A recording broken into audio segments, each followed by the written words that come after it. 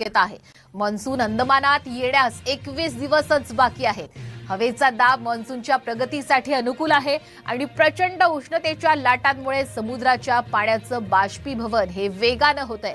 त्यामुळे हवेचे दाब हे मान्सूनसाठी अनुकूल झालेत। त्यामुळे मान्सूनच्या हालचालींना यंदा लवकरच वेग येण्याची शक्यताही वर्तवली जाते। मान्सूनची हालचाल आणि पुढचा वेग हा हवेच्या दबावांवर अवलंबून असतो। सध्या हवेचे दाब हे 700 वरून 850 हेक्टोपास्कल वर गेलेले आहेत। हवेचे दाब समुद्रावरती 1000 हेक्टोपास्कल वर गेले की मान्सूनची निर्मिती ही सुरू होते। त्यामुळे सर्वांसाठी ही आनंदाची बातमी आहे, कारण लवकरच पाऊस हा येऊ शकतो। मान्सून यंदा लवकर येण्याची शक्यता वर्तवली जाते।